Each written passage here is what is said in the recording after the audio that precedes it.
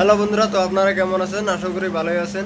তো আমি আজকে বলবো যে ইনকিউবেটর মেশিনে হ্যাচিং এর সময় হ্যাচিংটা কিভাবে করলে আপনার রেজাল্টটা ভালো আসে, পার্সেন্টটা ভালো হয়, আর কিভাবে হ্যাচিং করলে আপনার লাভবান হতে পারবেন, আর ওটার প্রসেসটা কীরকম থাকে সম্পূর্ণ আমি আপনাদেরকে দেখাবো।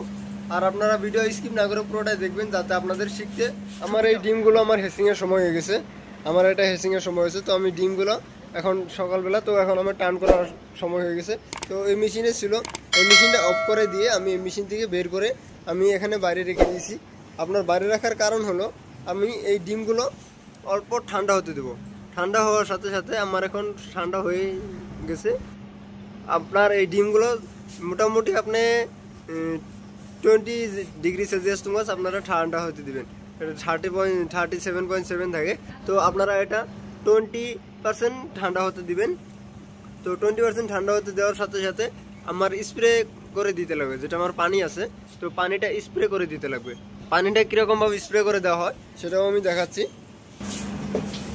আর আমার এখানে মুরগির ডিমগুলো টান করা হচ্ছে। মুরগির ডিমগুলো আমি আজ দিইনি, তো মুরগির ডিমগুলো আমার এখানে টান করা হচ্ছে, ওখানে ওইভাবে টান করা হচ্ছে।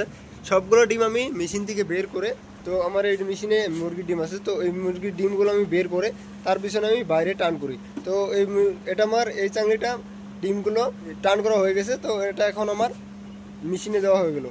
যেগুলো আমার টান করা হয়ে যাবে আমি মেশিনে হঠাৎ করে আমি দিয়ে দিই। আর আমি ডিমগুলো আমি বাহিরের থেকে বের করে, ভিতরের থেকে বের করে বাহিরে আমি টান করি, কারণ ভিতরে আমার দেখেন ডিমের উপর দিয়ে ডিম আছে, তো এই ডিমের উপর দিয়ে ডিম থাকলে আমার এগুলোর ভিতরে টান করা যাবে না। তো সেই জন্য আমি ভিতরের থেকে বের করে বাহিরে আমি টান করি। আর আমি যখন এই ডিমগুলো বের করে রাখি, তো আমার মেশিনটা অফ করে দিয়ে নিই। অফ করে দেওয়ার সাথে সাথে ফ্যানগুলো আমি অফ করে দিই, কারণ যাতে ভিতরে যেটা হিটে থাকে হিটটা যাতে ফট করে বের না হয়, সেই জন্য আমি এটাই করে দিই। এখন আমি এটা কী করে দেবো, তো আমার হয়ে গেছে, এটা অন হয়ে গেছে। তো দেখেন এখানে আমার 34.3 আছে, তো এটা আমার 34.3 আছে। যদি আমি এটা ফ্যানটা চালু রাখতাম, তো আমার এখান থেকে ভিতরে যেটা হিট আছে প্রত্যেকটা হিট আমার বের করে বাহিরে এসে পড়তো। তো এরকমভাবে আপনারাও করবেন। আর যেটা আমার হাঁসের ডিমের যেটা হ্যাচিং, হাঁসের ডিমের পার্সেন্ট কীভাবে আনবেন, বহুতে বলে যে পার্সেন্ট আসে না, তো হাঁসের ডিমের পার্সেন্ট কীভাবে আনবেন, তো হাঁসের ডিমে ভালো রেজাল্ট কীভাবে আনতে পারেন। তো এই ডিমে আমার স্প্রে করা হয়ে গেছে, তো স্প্রে আমার মেশিনটা, ওই মেশিনটাই আছে স্প্রে মেশিন। আমার যেটা মেশিনে যখন টার্ন করা হয় হাঁসের ডিমে, যখন হ্যাচিংয়ের সময়, তো হ্যাচিংয়ের সময় মেশিন থেকে বাহির করে, তো মেশিন থেকে বাহির করে আমার এখানে দেওয়া হয়। দেওয়ার সাথে সাথে আমার যেটা আমি বললাম যে 20% ঠান্ডা করতে লাগে, 20% ঠান্ডা হওয়ার সাথে সাথে এখন আমার 20% ঠান্ডা হয়ে গেছে। তো আমি এখন এই মেশিন দিয়ে স্প্রে করবো। দেখেন এরকমভাবে স্প্রে করব। আমি স্প্রে করে পুরো ডিমগুলো আমি স্প্রে করে দিয়ে তার পিছনে লেড়ে দিয়ে, তার পিছনে যেটা আমার এই লাড়া হয়ে গেছে, এগুলোর মাঝখানে স্প্রে মেশিন দিয়ে আমার স্প্রে করা হয়ে গেছে। তো সবগুলো দেখেন আমার উপর দিয়ে, ডিমের উপর দিয়ে পানি পানি দেখা যায়, তো পানি পানি দেখা যায়, এগুলো আমার টান করা লাগবে। তো এই স্প্রে করারও কারণ আছে।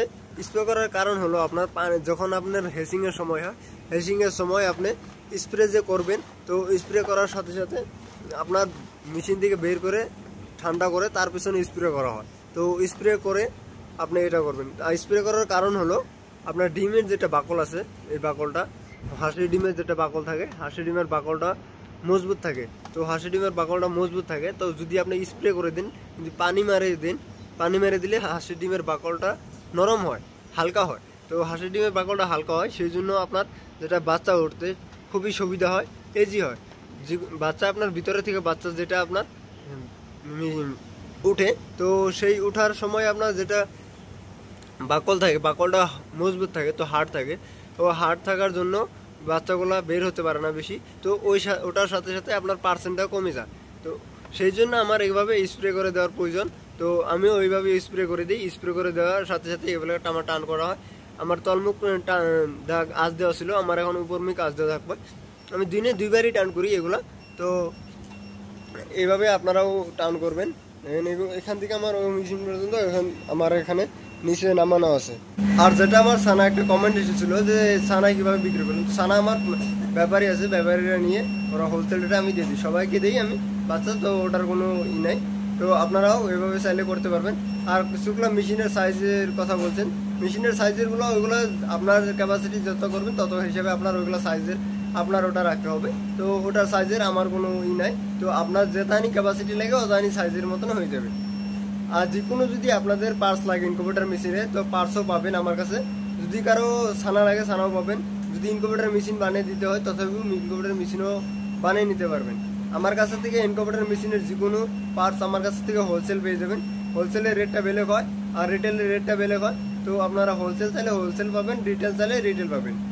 তো সবাই আমাকে সাপোর্ট করবেন, যাতে আমি আপনাদেরকে হেল্প করতে পারি কিভাবে হ্যাসিং করতে হয়, কিভাবে হ্যাসিং করে উপার্জন করতে পারবেন। তো সেই জন্য আমি যাতে আপনাদের হেল্প করতে পারি, আর আমাকে সবাই সাপোর্ট করবেন, আর যাতে আমি আপনাদেরকে হেল্প করতে পারি। তো আমাকে সবাই লাইক শেয়ার সাবস্ক্রাইব করে দিবেন।